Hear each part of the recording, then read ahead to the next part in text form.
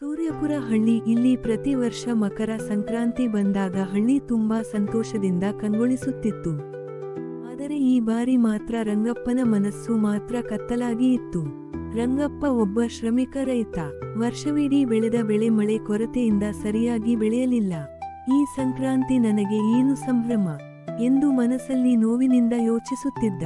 ಅಷ್ಟರಲ್ಲಿ ಅವನ ಚಿಕ್ಕ ಮಗಳು ಚಿಂದು ಬಂದು ಹೇಳಿದಳು, ಅಪ್ಪ, ಅಮ್ಮ ಹೇಳ್ತಿದ್ದಾರೆ ಸಂಕ್ರಾಂತಿ ಅಂದರೆ ಹೊಸ ಆರಂಭ ಅಂತೆ. ಬನ್ನಿ ಸೂರ್ಯನಿಗೆ ನಮಸ್ಕಾರ ಮಾಡೋಣ.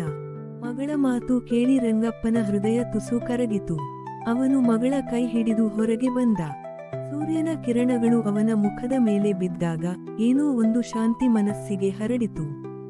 ಅಷ್ಟರಲ್ಲಿ ಹಳ್ಳಿಯ ಹಿರಿಯರು ಹೇಳಿದರು, ರಂಗಪ್ಪ, ಸೂರ್ಯ ಉತ್ತರಾಯಣಕ್ಕೆ ಬರುತ್ತಾನೆ ಅಂದ್ರೆ ನಮ್ಮ ಜೀವನದಲ್ಲೂ ಬೆಳಕು ಬರುತ್ತೆ. ನಂಬಿಕೆ ಬಿಡಬೇಡ. ಆ ದಿನ ಸಂಜೆ ಹಳ್ಳಿಯವರೆಲ್ಲ ಸೇರಿ ಎಳ್ಳು ಬೆಲ್ಲ ಹಂಚಿಕೊಂಡರು.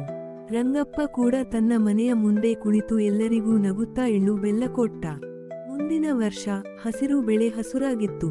ರಂಗಪ್ಪನ ಹೃದಯವು ಹೊಸ ನಿರ್ಧಾರದಿಂದ ತುಂಬಿತ್ತು.